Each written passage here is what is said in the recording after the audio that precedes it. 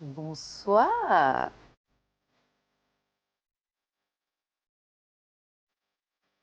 Je vais vous installer juste en face de moi. Monsieur Élisée Boloubeux, comment ça va? Très bien. Enfin, bienvenue au dîner sans fil. Merci beaucoup. C'est un plaisir pour moi d'être là. Juste là, Oh. à côté Oh. de Madame Traoré Adjaratou. Bonsoir. Bienvenue au dîner sans fil. Merci. Il fallait qu'on dénote un peu tout ceci. Est-ce qu'on fait quand même pour faire place? Et puis, il se pourrait qu'on ait des fraises au dessert, mais on va voir ça tout à l'heure. Oh, là, là. Monsieur Diabaté.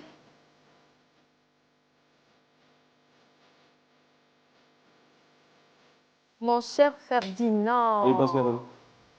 Quel plaisir. Il n'a pas partagé le plaisir. Bienvenue, que je vais te garder juste à côté de moi. Oula, quel honneur. Et il nous fallait l'élégance pour clore cet accueil d'invité, Dr Keita Traoré. Bonsoir. Bienvenue au dîner sans fil. Merci beaucoup. Alors, comme vous le voyez, il ne reste plus que 2 places. Et je sais que vous devinez que la vôtre, elle est là. juste Merci. entre ces 2 galants hommes. Merci beaucoup. Et puis un autre qui vous installe. Merci. Et bienvenue. Merci.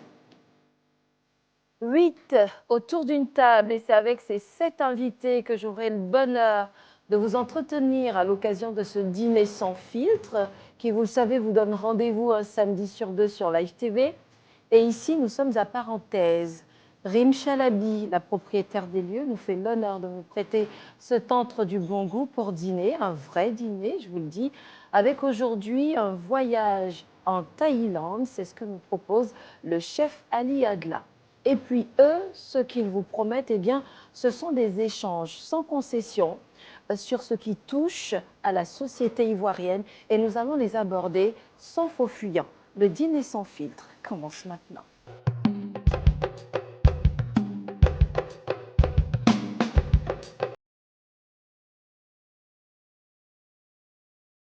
Merci encore à vous de votre fidélité à ce dîner sans filtre sur Live TV. Nous allons parler de livres, nous allons évoquer le goût de la lecture des Ivoiriens. Qu'en est-il exactement? Et puis nous évoquerons la prolifération des produits cosmétiques et pharmaceutiques sur Internet et nous terminerons nos échanges en parlant d'inondation, en égrenant ici les actions qui sont entreprises par la société civile, par l'État. Et puis, vous le savez, nous sommes donc en plein dans cette période, donc c'est fort à propos. Le dîner sans filtre commence tout de suite. Vous m'avez vu accueillir les invités et on va vous les présenter. Adjaratou Traoré Koulibaly est députée, elle est membre du RHDP, elle est aussi vice-présidente du Parlement de la CEDEAO. Honorable, bonsoir. Oui, bonsoir, Pascal. Bienvenue à cette table. Pascal Marty. Je vois, honorable, que vous voulez donner les secrets des off. Eh bien, oui, Pascal Martine, c'est mon prénom. Alors, honorable, vous êtes très impliqué dans les questions sociales. Qu'est-ce qui vous fait courir sur les enjeux sociaux et sociétaux de notre pays? Merci, Pascal. Le fondement de notre action doit être basé sur le social. Et donc, depuis ma carrière, je mène beaucoup d'actions sociales parce que pour moi, ça définit l'essentiel de ma mission et du sacerdoce que j'ai décidé moi-même d'embrasser. Je vous remercie pour cette réponse. Avant de passer à la présentation de votre voisin, Élisée, une question que je vais en poser à chacun d'entre vous. Tel un questionnaire de Proust, quelle est la vertu qui vous touche le plus chez une personne? La loyauté.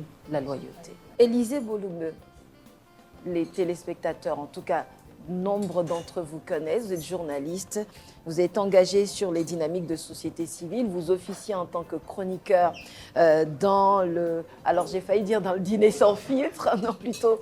Peut-être que vous voulez faire de moi un invité Je vais permanent. je vais vous arracher à Christelle, elle sera bien contente.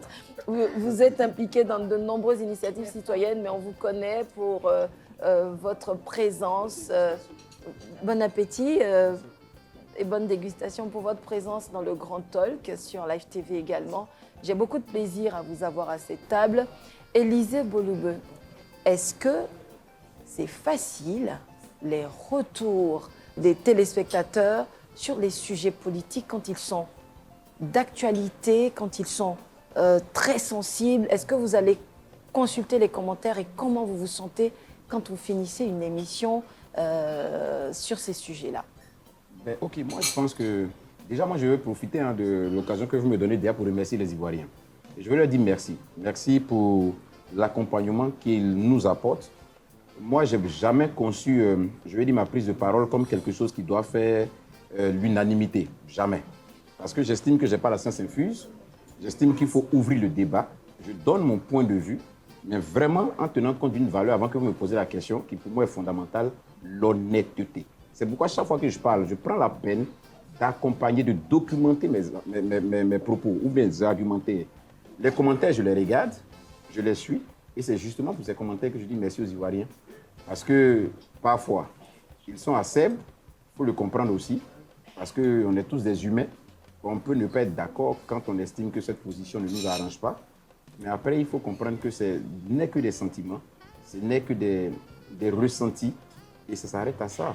Mais toujours est-il qu'il faut s'élever au-dessus de l'animosité et du ressentiment. Depuis combien d'années vous êtes sur le Grand Talk qui était avant ça le Live Talk, il faut le rappeler? Ben, vous me donnez l'occasion déjà, en même temps, pendant que nous y sommes, de saisir cette pêche-là pour rendre hommage à quelqu'un qui est avec nous dans ce dîner. Peut-être que vous ne le savez pas, mais je pense que c'est l'une des personnes qui m'a donné ma première chance à live. C'est donc Charlène Danon. Oui, mais voilà, vous voyez donc qui était dans l'équipe. Mais bien sûr, qui était la responsable éditoriale. Oui. Et donc, je pense que c'est l'une des personnes qui a pesé de son poids, je le dis honnêtement, pour m'avoir sur le Grand Talk. Ça fait maintenant 5 saisons. C'est ça. Ben, aujourd'hui, au Grand Talk, je suis le doyen. Pas en âge, mais le doyen en termes de présence. Voilà. Ça. Donc, quand souvent tout le monde se chamaille, je leur dis calmez-vous, le doyen. Écoutez le doyen. Voilà, le doyen s'explique. Donc, c'est un peu ça. Est-ce qu'il y a un moment de télé au sein du Grand Talk que vous gardez et que vous voulez partager très brièvement? Je me rappelle que l'une de mes premières rencontres ou de mon premier plateau sur le live, en ce moment, j'avais comme collègue chroniqueur Alain Toussaint, André Bois. On salue et qui est passé au vraiment, il y avait un bon petit monde. Bonsoir Alain. Et puis un jour, je me rappelle que pendant que le débat a été lancé, Alain était dans ses envolées, il était dans son argumentaire. Et puis je l'ai coupé. J'ai dit non. Et puis il m'a dit, Élisée, on n'est pas dans un maquis de Yopougon. Donc, vous me laissez terminer. Non, mais ce jour-là, j'ai dit, c'est comme un coup de massue que j'ai reçu. Mais c'est là que j'ai été une fois rancunier. Ça, je le reconnais. Je l'ai gardé dans mon cœur. Et puis, comme Dieu sait faire les choses, dans la foulée, je crois 3 jours, 4 jours après, j'étais en train de... la même chose. Et puis, je lui ai dit, mais c'est vous qui avez dit ici qu'on ne doit pas être dans un maquis de Yopougon. Donc, c'est vous de préciser. Donc, son signe astrologique, Siro, c'est... C'est excellent. C'est vrai, hein? C'est ce que je cherchais. Mais écoutez, Charlène Élisée nous a donné l'occasion toute faite de vous présenter à ce dîner sans fil. Vous êtes journaliste, vous êtes écrivaine, vous êtes productrice, vous étiez dans les équipes. Je m'en souviens aussi parce que j'ai officié sur le Live Talk au début. C'est ça, exactement. Et j'ai eu le bonheur de profiter aussi de vos lumières. Vous avez construit une carrière transversale parce que vous avez fait 360 radio, presse écrite, digital, télévision. Exactement. Et vous êtes directrice relations publiques. C'est le dernier né. Tous les aspects de la communication vous connaissent bien. Alors aujourd'hui, vous êtes directrice de la communication du groupe SK Global Investment. C'est ça. Quelles sont vos responsabilités au sein de ce groupe? Au sein de mon groupe, je vais le dire simple, c'est de travailler à la bonne image du groupe et de toutes les filiales qu'elle comporte, à la promotion et surtout à la transmission des valeurs des premières générations aux futures générations. Donc c'est un peu ça mon rôle. Et à côté de vous, il y a un de Cavaillès Abba, Sylvain, mais vous le connaissez sous un prénom plus court, Siro. C'est percutant, et c'est percutant comme les thèmes Abba, ABA, comme père. qui veut dire mon Seigneur, son Excellence, mon Père. C'est ça. Voilà. C'est ça. Donc, vous êtes bénis. Vous bénissez. Merci de bénir ce repas. Il faut bénir le repas.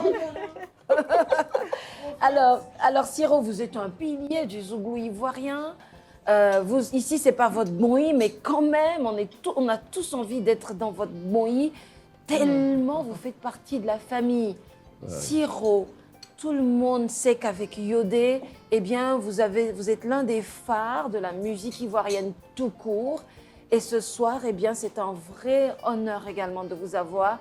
Vous, Siro, vous êtes engagé sur les questions environnementales. J'ai envie de vous demander combien d'arbres vous avez plantés jusqu'à aujourd'hui, entre autres actions de cette passion pour le climat, pour l'environnement. Merci.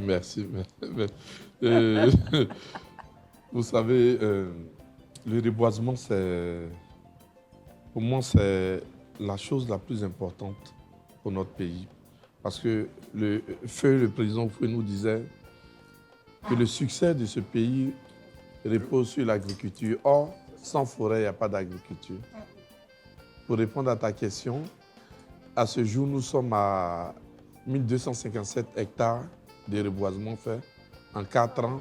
Donc, ça fait, vous faites 1111 pieds par hectare et vous multipliez par 1257. Nous sommes dans la 5e année et bon, je voulais dire merci surtout à tous les soldats de la forêt et aux bénévoles aussi qui nous accompagnent. Eh bien, maintenant, vous le savez, Siro ne fait pas que chanter, il plante des arbres et il en plante des milliers. Celui qui plante autre chose, une chose aussi précieuse que sont les arbres, eh bien, l'instruction, l'éducation, faire pousser les graines d'un intellect solide. C'est la mission qu'il s'est donnée. Vous entendez, alors ça, je ne peux pas m'empêcher de le dire, vous entendez son nom dans toutes les chansons parce que, vous savez, il y a beaucoup de stars dans son université. C'est Ibrahim Fama Diabaté. Il est dans la fameuse chanson qui nous a accompagnés autour de la canne. Si on m'avait dit que je le recevrais un jour au Dîner sans Filtre, eh bien, je vous aurais dit, mais comment? Mais si, ça s'est réalisé aujourd'hui. Ibrahim Fama Diabaté, comment allez-vous? Ça va super bien, ça va très bien. Et les graines du savoir, est-ce qu'elles se plantent, se récoltent comme vous l'espériez en créant l'Université Nord-Sud et l'Institut FAMA? Bien évidemment, merci déjà. Je suis très à l'aise là, c'est vraiment sans filtre. Je me retrouve avec de belles personnes, des personnes vraiment qui donnent envie de manger même déjà. Et puis ben, voilà, merci encore. Ben, tout va bien à l'Université Nord-Sud, les choses avancent plutôt bien. Nous formons et voilà. Combien de promotions sorties à ce jour de l'Université Nord-Sud? Déjà, il faut dire que l'école existe depuis 2006, il faut le dire. Et donc, depuis 2006, ils ont gravi les échelons progressivement. Et donc là, on se retrouve à 20 ans maintenant. Et donc, c'est plusieurs promotions, on va dire tout casser. Là, on a fait la 10e promotion parce qu'on a détalé. On a fait la 10e promotion et ça se passe. La promotion de droit, de sciences éco et voilà. Alors, félicitations. Merci beaucoup. Une petite question aussi pour vous. Votre plus grande peur quand vous voyez ce que vous avez accompli, c'est laquelle? De partir tôt. Parce que déjà... Toucher du bois? Partir tôt, pourquoi? Parce qu'il y a beaucoup à accomplir et quand tu vois un peu, il y a beaucoup de choses à faire et quand tu vois un peu qu'il y a la famille, il y a les enfants encore et il y a beaucoup à former, donc tu te dis, Ibrahim, tu dois être là quoi, pour former tout le monde. Alors, le pire qu'on puisse se souhaiter à tous autour de cette table, c'est qu'on se retrouve dans 100 ans, ici, comme presque dans la chanson, pour reparler de vos prouesses. Notre 6e présentation s'arrête sur Ferdinand Liagnan. Vous êtes un homme politique ivoirien, vous êtes ancien secrétaire national de la jeunesse du parti et actuellement, vous êtes vice-président du Front populaire ivoirien. Vous avez longtemps porté la voix de cette jeunesse militante du Front populaire ivoirien. Comment va-t-elle aujourd'hui? Comment va le parti? Ben, le parti va bien, malgré les tumultes qu'on a traversés. Et puis, depuis le mois de novembre 2024, eh ben, il y a un nouveau secrétaire national, sinon un président désormais de la jeunesse du Front populaire ivoirien qui a pris les rênes. Et je suis passé vice-président et porte-parole adjoint du parti. Et ce qui fait que je suis très souvent présent dans la presse pour porter bien évidemment la voix de ce parti-là. Ce soir, je suis venu manger, c'est ce que vous m'avez C'est ce que je vous ai vendu. C'est ce que vous m'avez dit. Donc je suis venu manger. C'est un piège. Mais en même temps que j'arrive ici, je suis très heureux d'être dans un cadre entouré de bibliothèques. J'ai demandé à Élisée tout à l'heure, est-ce que des bibliothèques comme ça, il y en a encore chez lui? Parce que je sais que son papa avait ça, mais lui-même, je ne suis pas sûr qu'il a ça aujourd'hui. Et donc, je suis très heureux d'être dans ce cadre-là, entouré de livres et d'assez de connaissances.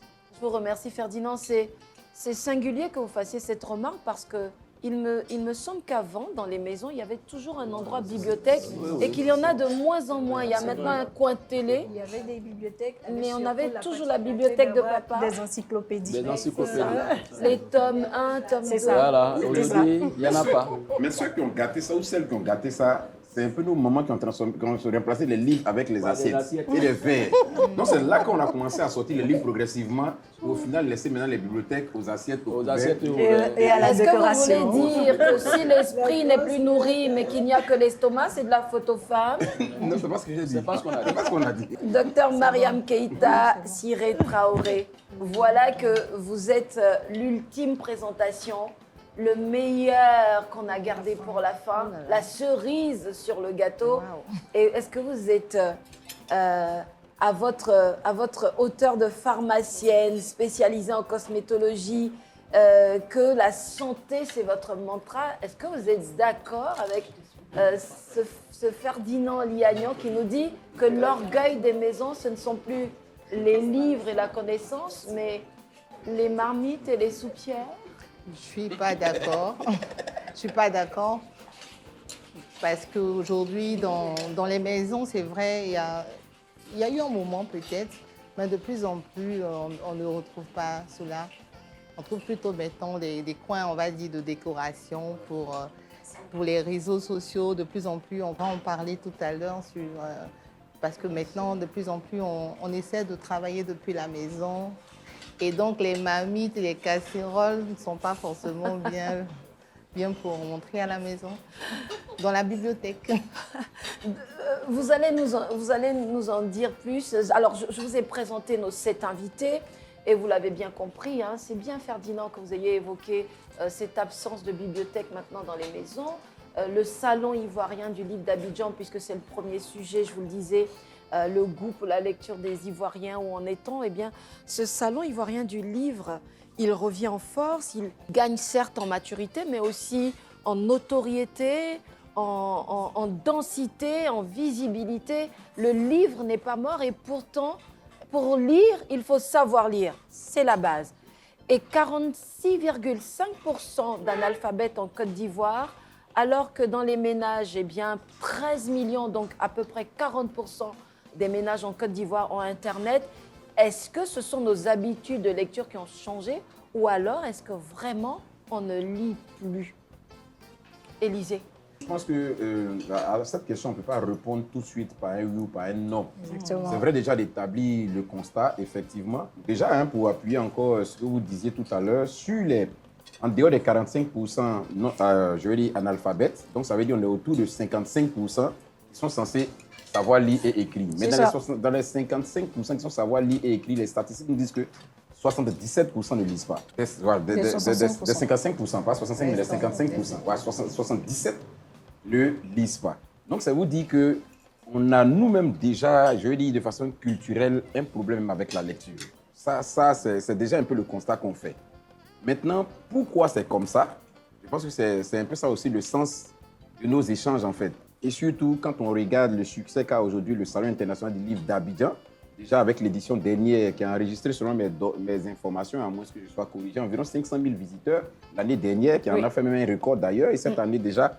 Donc, on se pose la question de savoir, mais d'où vient cet antagonisme? Ça veut dire que pendant que d'autres refusent, on dit qu'ils ne lisent pas, on sent que quand il y a un salon du livre, tout le monde se mobilise. Est-ce que les Ivoiriens sont plus friands de l'événementiel?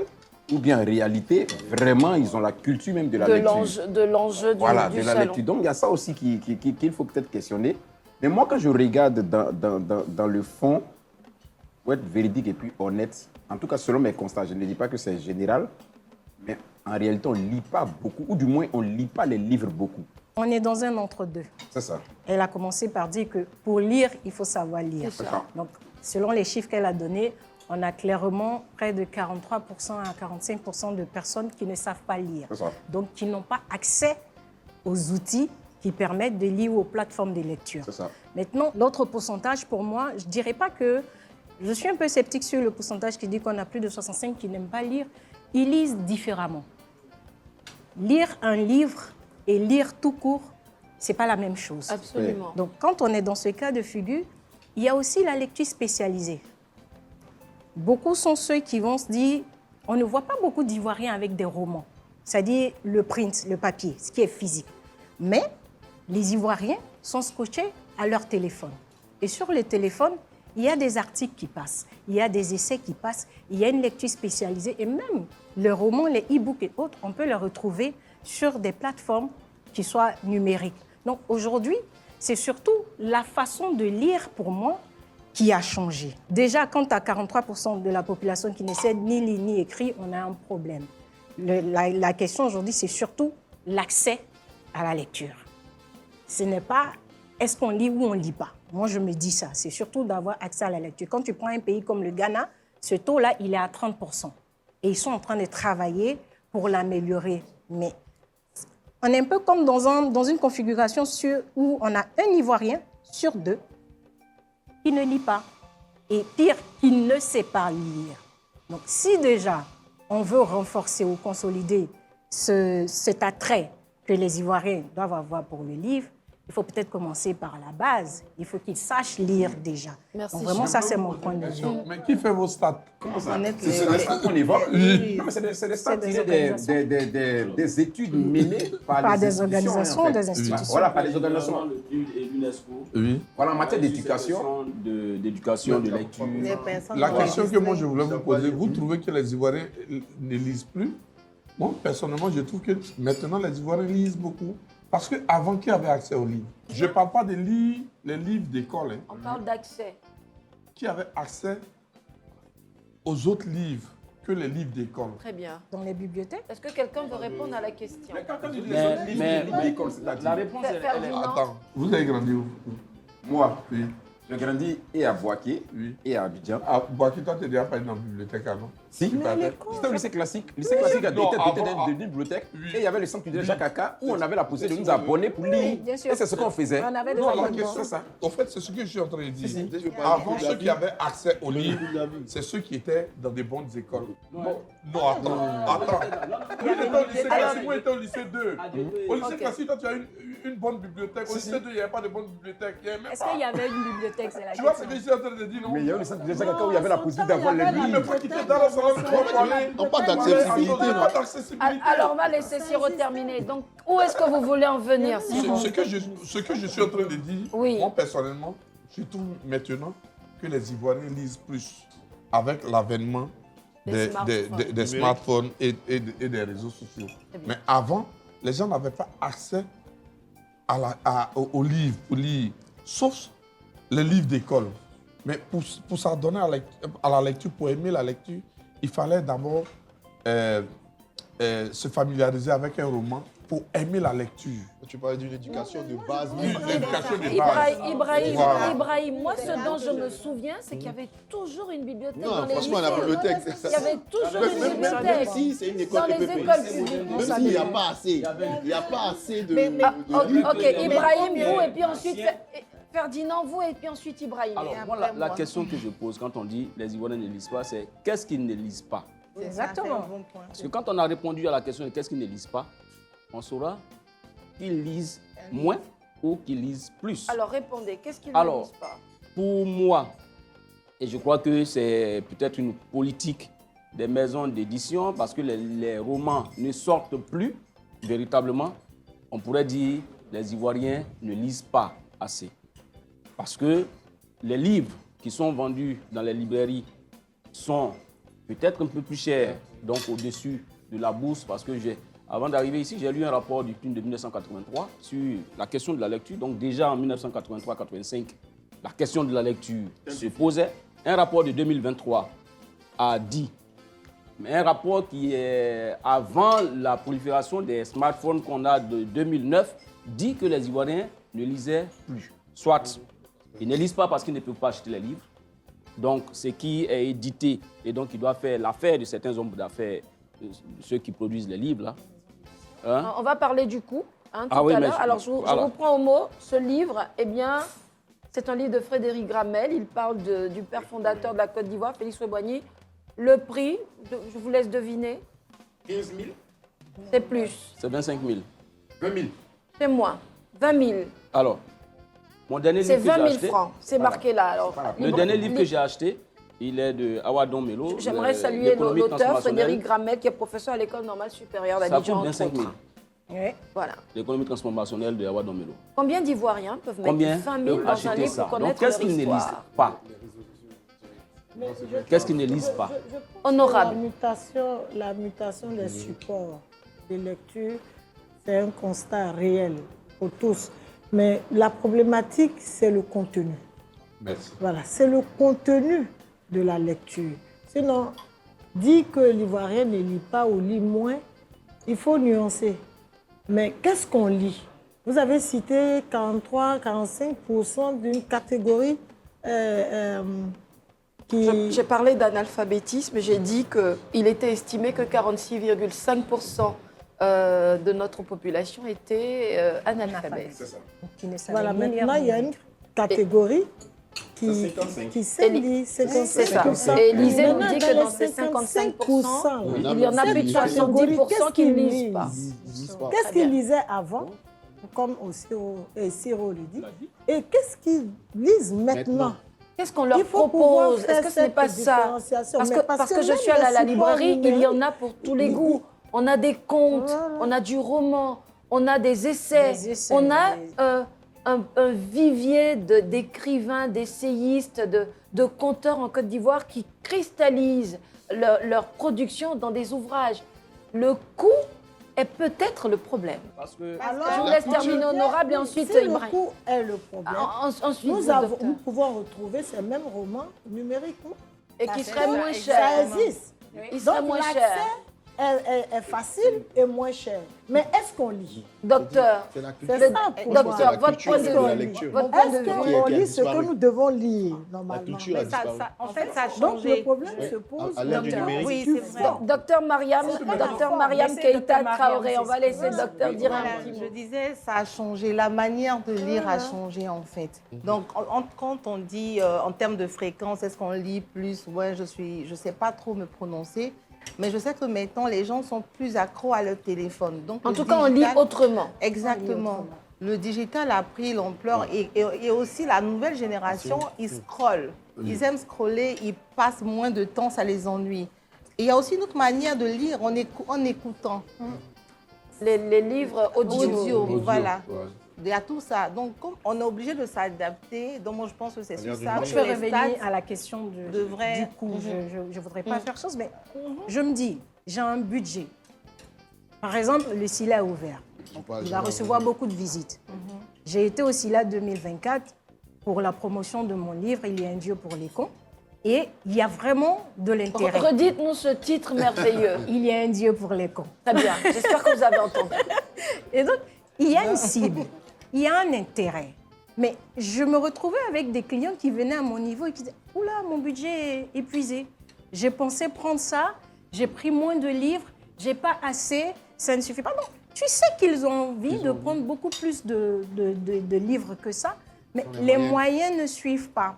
Et c'est là où, finalement, l'Ivoirien fait le choix de la lecture spécialisée.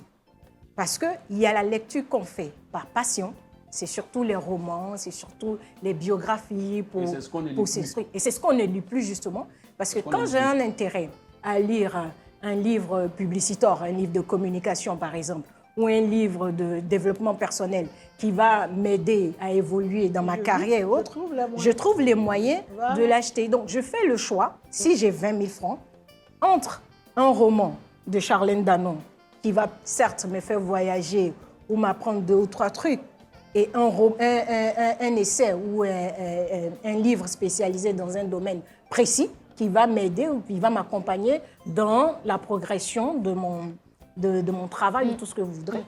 Je vais faire le choix d'investir ces 10 000 ou ces 20 000 francs dans le livre qui va me permettre d'avancer professionnellement. On est sur le dernier virage pour ce sujet. Il nous reste 5 petites minutes. C'est ça. Docteur, je vous laisse terminer votre Voilà, je propos. disais combien puis on va de parler des maisons d'édition et puis de la disparition des buralistes sur ces questions-là. Ils sont combien les parents qui offrent Le un rôle des livre? parents Exactement. dans toutes ces L'éducation. dynamiques de On ne lecture. donne que ce qu'on a reçu. Exactement.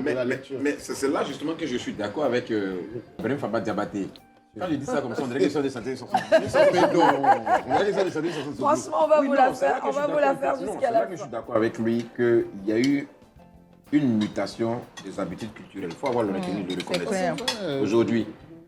Et ça, ce qu'elle dit, en est, je dis, une illustration claire.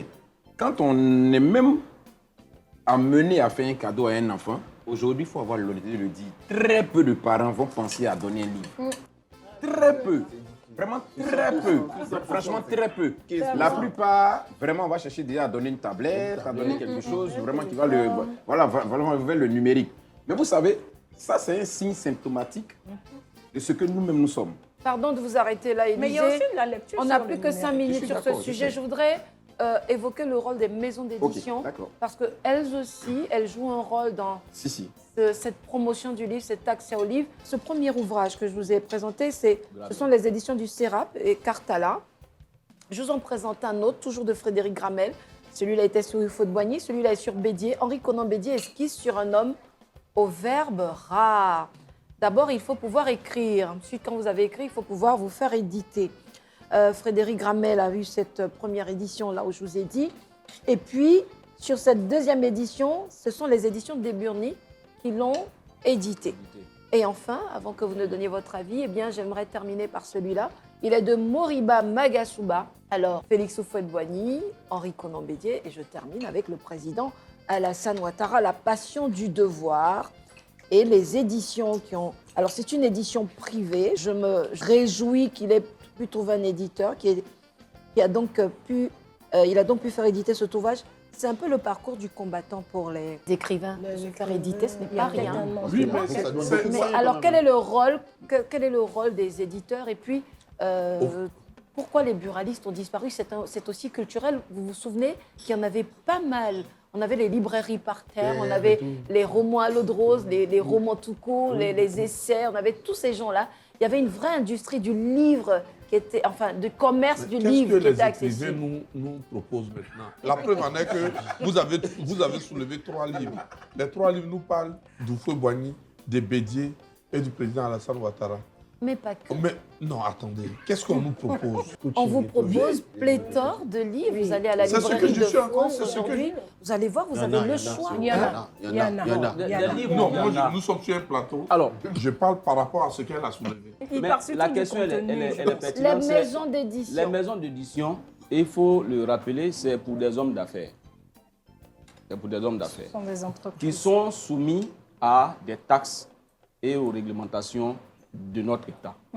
Si le coût devient cher chez eux, ils vont appliquer ça sur le produit fini. C'est clair. Et celui qui va assumer, c'est le lecteur, qui, ne pouvant plus payer un livre parce qu'il doit payer 1 kilogramme de riz, mais il fait le choix tout de suite. C'est Je une savais question que vous d'intérêt. alliez opposer le savoir Alors, à l'alimentaire. Je savais que vous alliez en venir là. Oui, mais justement. Je reconnais l'homme politique. Il y a une loi de 2015-540 du 20 juillet 2015 qui dit que la promotion du livre ivoirien, donc les livres imprimés et édités en Côte d'Ivoire, bénéficient de tarifs préférentiels sur tout ce qui est taxe applicable. Ensuite, les éditeurs sont sommés par la loi de prévoir un budget de promotion pour les œuvres qu'ils éditent sous peine de J'aurais été nullité d'accord. du contrat. Alors, Est-ce que Pascal, c'est vrai? Est-ce que ça s'est passé comme ça pour Non, Pascal, l'un j'aurais d'entre été eux? d'accord. Si vivant. c'était une exonération, Claire. mais dit des tarifs préférentiels, on peut dire que c'est 1 million, mais comme c'est vous payez 800 000, on n'est pas encore au bout. La loi n'est pas encore assez Non, elle n'est précise. pas précise. On va vérifier. Charlène, vous elle êtes n'est un même pas- exemple vivant. Vous avez Elle a écrit là. écrit et édité en Côte d'Ivoire. Oui, Est-ce que deux c'est romans vrai? déjà, un roman sur Paris et un roman ici. titre. Il y a un Dieu pour les contes, Merci c'est les beaucoup. derniers en date. Je vois que vous vous délectez de ce Qui t'a titre. édité? Espérance Édition. Ok. Alors, la question là se trouve malheureusement pour l'écrivain, on est sur 75-80% de toutes les charges liées à la production du livre qui vont dans l'édition et peut-être même dans la promotion. Donc, Il nous il n'y a reste une pas minute beaucoup de pour ce promotion sujet. autour des romans, surtout pour des personnes, des jeunes écrivains et autres. C'est difficile de sortir un livre, d'en faire la promotion, d'en assurer la promotion, de faire les tournées, de prendre des places sur les différents salons et véritablement de se faire connaître. À partir de ce moment-là, le sujet aujourd'hui, c'est celui qui achète le livre. Et là où je vous rejoins, c'est qu'il y a des écrivains qui sont excellents en Côte d'Ivoire. Il y a de bons contenus, on peut trouver dans tous les autres, ce n'est pas la question. La question, c'est vraiment qui se trouve au niveau de l'attrait, l'intérêt. Moi, quand je sors, il y a un Dieu pour les cons, il n'est même pas sur le marché que j'ai fait déjà tous les plateaux pour parler de mon roman. J'ai fait tout ce qui est promotion digitale, tout ce qui est promotion, mais c'est des moyens. Et puisqu'il nous reste que 30 secondes sur ce sujet, vous avez vendu combien d'exemplaires? 2000 exemplaires pour 3 mois de promotion. Après, je suis Mais allée elle en est politique. communicante en même temps. Donc ça veut dire que c'est plus facile pour elle. Elle a Non, mais la moi, communication. c'est bien 2000 exemplaires, mais je m'attendais à 10 000, 15 000. Non, c'est très difficile dans ce pays et encore moins. Et puis on parlait de la culture. faut une bonne communication. Déjà. Il faut voilà, la très bien. promotion Et puis, suivre. Aujourd'hui, c'est ça. Alors le Est-ce que les sujet gens est passionnant, sont intéressés? messieurs, dames. On va passer, pendant qu'on a déjà profité de cette salade fraîcheur et de cette burrata parfumée à la truffe. Je vois que vous avez avancé dans vos assiettes. Hein, ne vous Invitez-nous embêtez demain pas. encore. On va venir. Voilà. On va passer au sujet suivant. C'est celui de la prolifération des produits cosmétiques et pharmaceutiques sur les réseaux sociaux. Il se trouve que nous avons de nouvelles pratiques en la matière et que se voient naître des docteurs, pardon du terme, tout couleur, des Dr Jekyll and Mr Hyde en la matière sur les médicaments, les produits dits bio, etc. Moi, je ne voudrais pas qu'on voit hégémonie tout de suite ces entrepreneurs. Je voudrais qu'on respecte leur travail. Peut-être manque-t-il un cadre plus formel, plus clair au niveau de la loi, mais il y a quand même ce qu'on appelle l'AMM, vous savez ce que c'est, l'autorisation de mise sur le marché pour tout ce qui concerne les produits pharmaceutiques. Alors, docteur, on est d'accord, Internet est le lieu d'explosion de ces produits-là. Vous en pensez quoi? Et comment on peut réguler tout ceci? Merci. La question, c'était est-ce qu'il fallait interdire ou réglementer? Donc, effectivement, interdire, ça veut dire on va encourager l'informel ou bien tout ce qui est clandestin. Donc, interdire, ce n'est pas pour moi la solution, mais c'est de réglementer, c'est donc cadrer justement ces entrepreneurs, hein, même s'il y en a plusieurs qui sont dans le secteur informel, mais ils contribuent aussi à l'économie. Donc pour moi, au lieu de... Comment devrait se faire cette réglementation-là? Elle devrait être progressive. Parce qu'aujourd'hui, ils ne savent pas, pour beaucoup ne savent pas en fait. Si tout de suite je vous demande quelle est la différence entre un produit cosmétique et puis qu'est-ce qu'un médicament, est-ce que quelqu'un sur la table peut me faire clairement la différence? Je pense. C'est quoi la différence? Voilà, voilà. Donc, c'est ça exactement, vous voyez. Donc, l'information n'est pas encore passée. Donc, Mais le cosmétique s'adresse à la santé de la peau. non, pas à la santé. Le À la beauté, à l'entretien, à aux soins. l'embellissement. On va dire aux soins et à l'embellissement de la peau. on peut dire ça. Exactement. Et puis les S'il ne produits... contient pas des substances médicamenteuses. Dans ce cadre-là, il quitte ce domaine de cosmétique pour aller maintenant vers le médicament. Bon. Vous comprenez? Alors, docteur, on va toucher du bois le problème. Hein. On a des déminceurs, on a des crèmes pour le corps, on a même des produits pour les yeux. On touche vraiment à la santé, des uns et des autres. Alors qu'il existe en Côte d'Ivoire une loi qui a été votée, c'est la 2017-541 du 3 août 2017. Alors ça me fait penser à Élysée quand il sortait chaque fois la Constitution au moment des élections. Moi, je sors toujours les lois qui sont relatives à la régulation de ce secteur-là. Et il y avait un cadre qui régulait, un cadre institutionnel et fonctionnel qui régulait le secteur. Donc, Là, il y a- à cette table, j'ai entendu de nombreux invités me dire, mais en Côte d'Ivoire, franchement, toutes les lois existent. C'est leur application. Je suis Exactement. certaine- Je suis certaine qu'il existe un ensemble de mécanismes qui régulent tout ceci. C'est Alors, clair. c'est peut-être pas Qu'est-ce qu'il faut faire pour rentrer sur Internet et réguler tout ceci? Parce qu'au-delà d'Internet, ce sont ensuite des gens qui fabriquent, qui promeuvent et qui vendent. Exactement. Je dirais, Charlène. pour moi, le premier truc, que ce soit au niveau des consommateurs, au niveau des entrepreneurs dans ces secteurs-là, c'est surtout l'accès à l'information. Parce que, avant même de lancer le débat, vous avez ressorti le cadre légal de l'exercice de ces métiers-là. Mais ces personnes qui s'adonnent à cela qui ont les réseaux sociaux, encore une fois, comme marché ouvert, ils ne connaissent pas, ils ne savent pas, ils n'ont pas l'information. Le consommateur n'a même pas l'information non plus sur la composition de produits pour lesquels... Mais lui, on moi, je a en Côte d'Ivoire Codinarme, je ne sais pas, qui n'est pas spécialement, qui ne s'adresse pas peut-être spécialement aux produits cosmétiques et pharmaceutiques, mais on a aussi d'autres outils de régulation. Qui mène beaucoup d'actions en collaboration avec le ministère du Commerce. Parce que moi, aujourd'hui, comme vous le savez, j'ai une académie où j'encadre ces artisans. Et c'est ce message de responsabilité que je leur inculque. Est-ce que vous voulez nous donner le nom de cette académie? J'aime ma académie. Très bien. Voilà, et nous, on se positionne pour une cosmétique responsable. Parce qu'ils ne savent pas, ils n'ont pas l'information, mais en même temps, il y a le régulateur qui est là. Donc l'idée, il y a eu en 2024-25 une vague de déclarations gratuites, justement pour sensibiliser. Le régulateur, il va en fait crescendo, mais en même temps, il va vers une déclaration déjà de toutes ces personnes qui vendent, on va dire, au noir. Mais pendant ce temps, il y a des mineurs qui achètent des produits qui c'est peuvent clair. être Mais en même pour temps, le moins inefficaces. il y a eu des entreprises qui ont été fermées. addictifs. Il y a eu des entreprises qui ont été fermées. C'est vrai. Oui, parce que ça faisait... On va laisser Siro donner son avis. Siro. Mon problème avec vous, vous prenez votre temps. Pendant qu'on n'a pas le temps. On devrait aller comment? Rapidement. Tout se passe sur les réseaux sociaux. Vous traquez les gens dans vos bureaux sans faire de communication dessus. Une communication. Non, elle a parlé tout à l'heure d'information. Oui. Si les gens ne sont pas informés que ce qu'ils achètent sur les réseaux sociaux ne sont pas souvent conformes, tu vois ce que je te dis, non? À la réglementation, ils ne vont pas le savoir. Il y a beaucoup de gens pour qui, si c'est sur Internet, ces agences-là ou le ministère du Commerce ne peuvent pas être derrière chaque oui, mais qu'ils communiquent. entrepreneur sur les réseaux. Moi, je pense que la régulation, il faut réguler l'algorithme. Il faut réguler l'algorithme. De sorte que c'est seulement à cette, je dis pas ce canal qu'on peut bloquer. Bon, honorable, je vous prends, excusez-moi, je vous prends un exemple.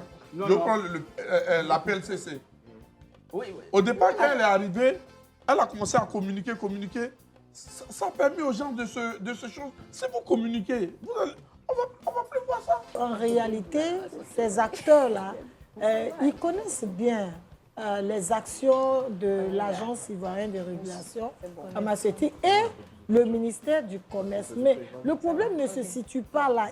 Ils savent, vous avez dit tout à l'heure, qu'il y a plusieurs lois qui ont été votées. Il y a forcément des mécanismes qui peuvent déjà faire de recadrer, en les mais appliquant. ce n'est pas suivi. Très bien. Pas suivi. Alors, Maintenant, le problème, c'est comment C'est le comment on est en train de chercher. Comment? Je dis que vous allez nous faire dire des choses. Nous, les hommes politiques, là, quand on dit un mot qui dérange la République, le lendemain, on t'attrape. Mais qui Madame, honorable. Personne ne va t'attraper. Non, ce que je dis... Quel mot? Non, laissez-moi arriver. Laissez-moi arriver, honorable. Je dis... Je vais dire que la République... Je vais donc dire que... Non, Siro, c'est pas de moi que je parle. Ce que je vais dire, Dites, Ferdinand. c'est qu'il y a la prolifération de docteurs sans diplôme sur les réseaux sociaux qui vendent des médicaments qui deviennent dangereux pour la santé publique. Je dis qu'un homme politique parle, le procureur de la République sait où il se trouve. Ces gens-là, quand ils parlent, on ne dit pas qu'on va aller crescendo. Le lendemain, il faut qu'on l'attrape. Parce que, il y a un décret présidentiel qui dit, pour faire ça, voici ce à quoi tu dois répondre. Quand tu n'y réponds pas, le procureur de la République doit s'auto-saisir pour aller t'attraper. Ça va ralentir ce phénomène et puis on sera beaucoup plus en santé. Voilà pourquoi j'ai dit quand l'homme politique parle, c'est plus facile de l'attraper que d'attraper un vendeur au noir. De comparaison. Si, il y a la comparaison. quand C'est tu sur les publies. réseaux sociaux. Donc, la solution, c'est au niveau Madame, des réseaux honorable, sociaux. C'est la il y a un régulation. artiste, au niveau Apoutou a montré l'argent, c'est sur les réseaux sociaux qu'il a montré. On allait l'attraper. On sort du sujet, mais Et non, on ne sort pas. Elle dit c'est sur les réseaux sociaux. Les réseaux sociaux même sont réglementés par la haute autorité de la communication et vous le savez. Exactement. Donc, on ne peut pas dire comme c'est sur les réseaux sociaux. Il y a des lois. La loi de 2020, je crois 288, si j'ai bonne mémoire, sur la communication à travers les réseaux sociaux pour faire la promotion des produits et autres. Mais ça dit clairement, le décret dit clairement ce qu'il faut. Donc, à partir de ce moment, le procureur a les je vais leviers peut-être nécessaires pour pouvoir te décevoir là-dessus. aller- C'est parce qu'aujourd'hui, c'est les réseaux sociaux qui sont en premier plan. Sinon, l'utilisation de ces produits-là n'a pas commencé avec l'ère des réseaux sociaux. Depuis longtemps, des années, sur les marchés, il y a des étables, il y a des vendeurs Il y a des qui proposent ce type de produits sans contrôle, Élisée, hors de cadre d'un contrôle. Donc, pour moi, c'est d'abord l'information, la sensibilisation. Il faut d'abord. qu'on pendant que ressente... votre voisin Siro dit que vous prenez trop votre temps, Élisée, vous dites Je quoi? partage la vie de Siro. Si on n'arrive pas à hiérarchiser les sens de responsabilité, on va se perdre un peu dans le sujet. Pour moi, et je suis totalement d'avis avec Charlène, et c'est pourquoi moi j'interpelle, et heureusement qu'on a sur la table notre honorable. Cette redevabilité, non, mais ça, je suis vraiment, ça, je suis focus là-dessus. Est-ce que Ça, vous je le êtes dis en à train tous de les dire à qu'il tous faut les débats. que l'honorable Tous les- porte une parce que, non, ce que je veux dire loi, quoi sur Cette la redevabilité qui implique la fonction de député doit pouvoir s'appliquer. Quand vous prenez le code civil, pénal, quand vous prenez toutes les différentes lois, le code aujourd'hui de la salubrité, le code de l'hygiène, il y a tellement de lois. Avec notre bonne foi, je veux dire, même nous qui sommes dans les médias, on n'a pas la prétention de dire même que nous connaissons toutes les lois qui existent au pays. Bien sûr. Mais on aurait pu quand même avancer. C'est cette redevabilité qui exige la fonction du député, à savoir expliquer aux populations, dire aux populations les lois qui existent concernant la régulation de la société. Je pense qu'on aurait déjà commencé à régler le problème. Ce qu'elle dit est fondamental. Mais pour que quelqu'un dise qu'il est en infraction là, il faut qu'il sache même que l'acte qu'il pose c'est une infraction. Il ne sait même pas que l'acte qu'il pose c'est une infraction. Parce qu'il n'a même pas l'information. C'est vrai que l'adage dit nul n'est censé ignorer la loi. Mais où on dit nul n'est censé ignorer la loi et puis on peut faire appliquer là, c'est les États où on a 99,99% de personnes lettrées. Là-bas, là, on peut dire que nul n'est censé ignorer la loi. Mais où vous avez la moitié qui est illettrée là, vous ne pouvez pas dire ça. Donc il faut que vous partiez donner l'information. C'est déjà la première chose. C'est la première Maintenant, étape. quand on finit de donner l'information et qu'on a le sentiment d'avoir accompli ce devoir, mais là, on est très à l'aise maintenant après de dire aux fait la gens, répression. mais toi, ce que tu fais là, c'est Exactement. illégal et donc on doit t'arrêter. Alors, je vais vous dire, Élisée, ce que Mais la alors, Chine a fait, Élisée- puisque dernièrement, elle a statué sur la question, il y a 5 ans, quand je dis dernièrement, la Chine a mis en place un Cosmetic Supervision Administration Regulation, c'est-à-dire elle a créé une administration spéciale, parce que tout le monde vendait tout et n'importe quoi, tout le monde disait que c'était bio. Elle impose la liste des ingrédients, elle régit tous les cosmétiques vendus en Chine, y compris sur les plateformes en ligne, et bien doivent montrer la sécurité, la qualité et la traçabilité. Qui fabrique, dans quelles conditions, la liste des ingrédients et surtout soumettre le prototype à une agence qui a été créée. Donc vous y allez, vous dites qu'il y a X produits dans votre produit, on vérifie et les contrôles sont constants. Donc tout le monde a la même fait ici. Si vous n'avez souvent pas en Chine. On le fait ça ici. quitus avec le code barre et tout ce qui va avec vous- vos ici. produits, Mais vous vous n'avez avez pas dit le droit de les vendre. Moi, je vais aller plus loin. C'est quand vous dites aujourd'hui, Ne la soyons Chine, pas naïfs. la Chine même a avancé. Qui sont ceux qui échappent à ce La Chine, contrôle? non, je viens. Non, je viens. contrôle. Si, Il je nous viens. reste 5 minutes sur le La Chine sujet. même a un Non. peu avancé. La Chine ne s'est plus limitée finalement à dire non, il faut juste dire ce qui est contenu, il faut que les gens vérifient et autres. La Chine est allée plus loin. Aujourd'hui même, ils ont légiféré sur le contenu TikTok. Aujourd'hui, tu ne peux pas en Chine venir par exemple parler des questions pharmaceutiques si tu n'es pas diplômé en pharmacie. Si tu n'as pas une connaissance avérée, si tu n'es pas diplômé dans ce domaine, tu n'abordes pas les questions. Moi, je ne vais pas venir parler de Zouglou, alors on ne m'a jamais vu même faire un refrain. Messieurs, dames, Codinome a une liste justement. Et oui. ensuite Ibrahim. D'accord, je disais. La Je sensibilisation disais, du... Codinome, justement, a une liste des actifs qui sont autorisés en cosmétique ou bien Est-ce qu'on a une interdits. liste de ce qui est interdit? Les deux. Parce que c'est le cas en Chine. C'est fait. Et l'autorité, justement, elle donne les modalités, justement, d'enregistrement dont vous avez parlé tout à l'heure. On dit l'AC ici, autorisation de commercialisation, parce que c'est co-signé entre l'AIRP et le ministère du Commerce. Vous Qui voyez. vérifie? La question que je veux poser... Maintenant, Qui vérifie, en termes, docteur? justement, C'est la c'est le question. Qui régulateur. vérifie le contenu des produits? Alors, C'est avant vrai d'aller homologuer ces produits-là, justement, un certificat d'analyse est demandé qui va, en fait, c'est la Mais fiche. la fiche démarche, d'identité.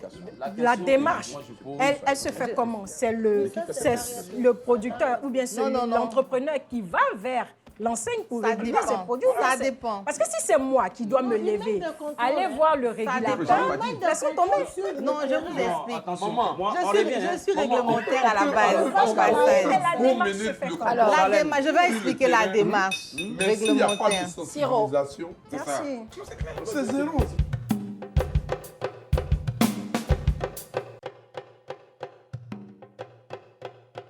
Vos avis sont multiples, variés et parfois divergents. Je rappelle à nos téléspectateurs que nous évoquons la prolifération des vendeurs de produits cosmétiques et même parfois pharmaceutiques sur les réseaux sociaux. On en est à quelques minutes de la fin de ce sujet, puisqu'après nous aborderons celui des inondations, notamment dans notre capitale. En 2022, il y a quand même un tournant. C'est une influenceuse ivoirienne qui a déclenché un scandale national, je suis sûre que vous vous en souvenez. Elle a appliqué un produit blanchissant sur son bébé. Elle en vantait l'efficacité pour avoir un teint plus clair. Cela a choqué les internautes et ça a mis en lumière aussi un marché clandestin, parce que c'est bien de cela dont il s'agit dans le monde des produits dits cosmétiques. Docteur, quel est le parcours quand on veut faire, parce qu'il y a aussi des artisans qui sont de bonne foi, qui ont un process vertueux, quel est le parcours quand on veut rendre son produit, le mettre sur le marché, le rendre conforme aux exigences de la réglementation? Ok, merci, c'est une très bonne question. D'abord, je dirais que tout le monde ne peut pas se lever et fabriquer même un produit cosmétique artisanal. Il faut d'abord passer par une formation. Une fois qu'on est déclaré compétent de pouvoir le faire, avant de pouvoir mettre sur le marché, il faut s'assurer que le produit qu'on fabrique, il est conforme. C'est-à-dire, après les analyses au laboratoire, il est déclaré conforme parce que, par exemple, pour un savon, le taux résiduel d'alcali de base n'est pas élevé de sorte à brûler, par exemple, la peau. Donc ça, c'est au laboratoire d'analyse, on pourra confirmer. Maintenant, l'autre process réglementaire qui est mis en place justement par l'autorité ivoirienne de régulation, c'est avant de fabriquer aussi ce produit-là, il faut avoir un agrément pour pouvoir fabriquer ce produit-là. Et après des analyses de dossiers et aussi des échantillons que vous allez déposer, on va pouvoir vous dire si votre local est apte, déclaré même pour pouvoir le fabriquer. Et cela va inclure aussi des frais que peut-être les artisans n'ont pas d'abord. Par exemple, il faut pour pour demander l'agrément de fabrication, c'est à 200 000 francs l'agrément. Mais en C'est même la temps, première étape. Vous c'est la demandez première l'agrément. étape. Demander l'agrément, Bon, c'est déjà, c'est il faut avoir conçu le produit chez soi, ou pas encore. Pas forcément, parce que D'accord, même vous dans allez- la demande d'agrément, on peut te demander est-ce que tu as commencé à fabriquer ou pas. Tu peux D'accord. dire oui, dans ce sens-là, tu vas donner un exemplaire avec les analyses justement de laboratoires qui ont déclaré tes produits conformes. Combien ça coûte au niveau des Alors, laboratoires? Chaque produit peut coûter environ ça dépend selon les paramètres qu'on recherche, entre 150 et 300 000. Ça dépend des paramètres qu'on cherche. Pour chaque Pour produit, chaque produit, à faire explorer exactement. chimiquement et Et tout ce aussi qui s'ensuit. biologiquement, Et pour s'assurer qu'il n'y a pas de prolifération microbienne à l'intérieur. Donc, il y a tous ces paramètres-là. Il y a Et ça. l'importation. OK, pour l'importation aussi, il y a une demande d'agrément d'importation qui est délivrée aussi par l'AIRP avant de pouvoir commercialiser Bon appétit, des messieurs, dames. produits. Bon, alors, dans un monde parfait, de conformité sanitaire. mais honorable, c'est vous qui devez nous dire ça. Dans un monde parfait qui vérifie ce qu'on importe, la qualité. Mais elle fait déclencher aussi les mécanismes de contrôle. Il y a On la- nous il y a a les dit, elle disait inspecteurs. qu'il y a une police sanitaire de contrôle Exactement, et de le répression. ministère de On nous dit Commerce qu'il a y a une des police inspecteurs. sanitaire qui de nombreuses fois a eu à faire ses preuves sur les plateformes et à procéder à des arrestations, à des mises en garde. Ça aussi, ça existe. Hein, Siro? Ça existe tout ça. Si, Siro, ça Moi, existe. je pense que le régulateur ne fait pas son travail. Oh là. Il ne suffit- non, C'est son point de non, vue. c'est mon C'est son point de vue. Je trouve qu'il y a trop de sous pour ne pas communiquer sur ce qu'ils font. C'est parce que je suis assis à cette table-là qu'aujourd'hui, j'essaie de comprendre ce que vous êtes en train de dire. Parce que moi, quand je passe dans mon quartier, si je dois faire 500 mètres, je vais trouver au moins... non, peut-être 15 qui leur donnent des agréments, ou bien des certificats. Hein? Attends d'abord, à côté de ça, vous avez tous les moyens de communiquer. Vous avez des influenceuses, par exemple, qui vendent, excusez-moi, des tchatcholis qui vendent des thés 30 ans. Est-ce que vous êtes levé un jour même pour aller essayer même de... Pour nos téléspectateurs qui nous contrôler. suivent dans le monde entier, des tchatcholis. C'est les éclaircissements politiques. Voilà, c'est ça. Bon, voilà. Alors, Voilà, ça, c'est c'est ça. interdit. Hein. Le Codinome a établi la liste et justement, Non, j'ai ils ne dit. savent pas. C'est interdit ça en Côte Les d'Ivoire? actifs, normalement. On sait que l'hydroquinone, jusqu'à un certain taux, Au-delà de 2%, c'est interdit. mais est-ce que vous C'est nous interdit dites sur papier. qu'il n'existe pas de produits qui ont de l'hydroquinone de plus de 2% en Côte d'Ivoire? Ça, c'est une très bonne question. Et pour cela, il faut qu'il y ait l'inspection, vérifier est-ce que vraiment c'est qui est sur le marché. Mais alors, est-ce que ça veut dire que tous ceux qui ont les agréments et qui mettent des produits justement qui ont des AMM, est-ce que ces laboratoires, mais ces produits-là aussi, Bon, ils ont il va répondre moins à la de question et puis on va mettre un terme Parce à que cette là, discussion. on attaque les artisans, c'est vrai, Non, mais... pas du Non, tout. On a les dit a- qu'il non, je veux existe dire- de vertu. Le régulateur.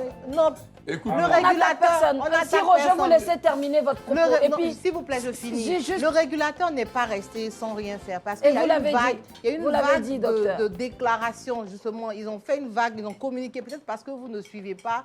non, si vous communiquez sur l'algorithme. votre page, c'est péché d'un aquarium. Non, c'est pas sur la page. C'est pas sur la page. C'était sur les réseaux.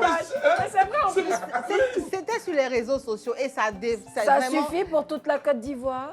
oui, il y a eu 7000, alors pour les infos que j'ai reçues, il y a eu 7000 producteurs de produits artisanaux qui ont pu faire cette déclaration. Est-ce que le message n'est pas passé? Que une disait fois? la déclaration? La déclaration, c'était d'inciter à venir dire que je vends des produits cosmétiques et aussi je vends des compléments alimentaires. Merci, docteur. Excuse-moi. Siro, terminé. Tu as entendu ça, toi? Non. Il y a eu 7000. On va aller sur 7 000 sur 35 000. Tu vois, l'information n'est pas partie. Elle a entendu. Je sais que ça se fait. Le grand est rattrapé. C'est la bouffée d'oxygène de Nora pour vous. Siro, terminez votre propos, ce sera le dernier sur la En question. fait, moi, je pense personnellement que ne pensez pas seulement aux artisans.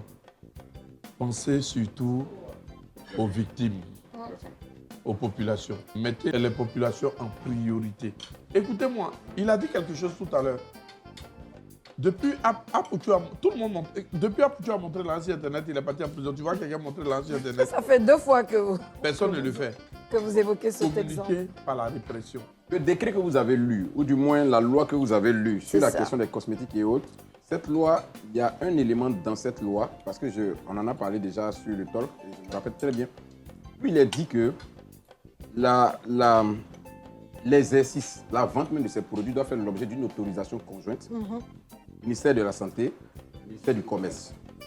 Est-ce qu'on ne peut pas entrevoir la possibilité d'une communication, comme il le dit, dans la perspective de sauver les populations, en leur disant désormais, quelqu'un qui vous vend ce produit-là doit être à mesure de vous présenter une autorisation conjointe signée par les médecins, par le ministère de la Santé et le ministère du Commerce.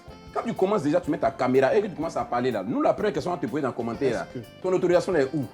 Tu fais sortir et puis tu continues maintenant ton débat. Voilà. Parce qu'à un moment donné, ça va Il y a nous le sauver rôle nous du tous. citoyen Bien aussi. sûr. Vous parlez du consommateur qui prend le cube magie pour l'introduire. Bon, mais c'est c'est de celui-là que vous mais c'est parlez. de tout ça qu'on parle justement. Alors on va rester centré sur le sujet. Vous aviez droit à 30 secondes. C'est de tout ça qu'on Ce parle. que je tiens à dire, c'est que c'est vrai, Siro, vous auriez voulu une communication beaucoup plus présente, plus agressive, mais c'est vrai qu'on a des exemples au niveau de de l'État de Côte d'Ivoire où certaines directions générales spécifiques de ministères ont pris les questions qui les concernaient à bras-le-corps. On peut évoquer la Direction générale des transports terrestres, qui, par exemple, sur la question de l'incivisme routier, n'en est plus qu'à la sensibilisation, même si cela continue. Donc, il y a des exemples où des administrations se saisissent de ces sujets-là. Docteur, mais vraiment 30 secondes et puis on va passer aux inondations. Oui, j'aimerais dire encore une fois qu'on ne peut pas passer directement, on ne peut pas d'abord interdire totalement. On va favoriser tout ce qui est clandestin. Et je pense que ce n'est pas ce qu'on recherche. On veut protéger le consommateur, d'accord? Et pour cela, il faut réguler. Mais quel type de réglementation? Moi, je pense que cette régulation, elle doit être progressive. D'abord, sensibiliser, éduquer. Ensuite, des personnes qui sont réfractaires, sanctionner. Chers téléspectateurs, je suis extrêmement contente de terminer sur ce sujet-là parce que nous sommes en pleine saison des pluies, en tout cas au moment où cette émission passe. Et il y a une annonce qui a été faite. Cette annonce, elle concerne un montant, chère Charlène. Et ce montant, c'est 5 milliards. Ils ont été annoncés par M. Aou Conan en avril 2026. Il dit ceci. Pour l'année 2026, les activités retenues pour le drainage des eaux de pluie, l'État a fait une évaluation, une estimation, c'est 5 milliards. Est-ce que ça va suffire pour que nous sortions de l'urgence concernant cette situation d'inondation dont se saisit tout le gouvernement? On le voit à l'approche de la saison des pluies, on sent bien la mobilisation qui est sonnée par l'État de Côte d'Ivoire. On voit qu'il y a de moins en moins de morts, même s'il y en a encore à déplorer. Est-ce que pour vous, on est en train de sortir de cette situation d'urgence en ce qui concerne les inondations en Côte d'Ivoire, à Abidjan notamment? Je me rappelle que pour le plan ORSEC 2023-2024, c'était 3 milliards. Je me rappelle. Aujourd'hui, si nous sommes à 5 milliards, après que le district d'Abidjan ait fait des déguerpissements à Koumassi et à Yopougon de façon très drastique. C'est vrai que des zones qui avaient été jugées difficiles et dangereuses ont été déguerpies, même si par derrière on a créé d'autres problèmes sociaux. Mais pour moi, 5 milliards, non, ça ne suffira pas tant que le plan d'urbanisation d'Abidjan ne change pas. Or, ce plan est déjà saturé. J'avais vraiment cru, et peut-être naïvement, que à son accession au pouvoir, le président Alassane Ouattara avait promis de délocaliser, je dirais délocaliser au moins, ça fait 20 ans, sans vraiment justifier pourquoi, alors que plusieurs centaines de milliards avaient déjà été engloutis dans les terrassements des sols et la mise en place des différents bâtiments administratifs. C'est l'État qui a dit qu'on ne va plus. Alors pourquoi on ne va plus?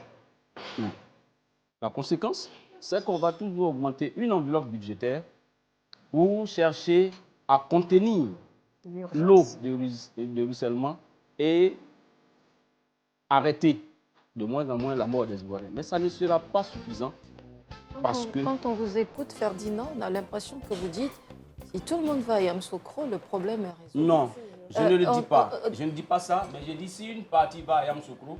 Vous y êtes, vous, à Yamoussoukro? Mais si ce qui est nécessaire n'est pas à Yamoussoukro... Qu'est-ce qui vous est nécessaire qui n'est pas à Yamoussoukro? Dites-nous. Parce que tout le pouvoir politique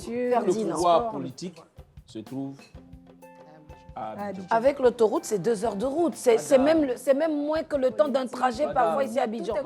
Ferdinand, on est à ce dire. Qu'est-ce qui vous est nécessaire qui fait que vous n'êtes pas à Yamoussoukro? Mais je dis que le pouvoir politique se trouve à Abidjan.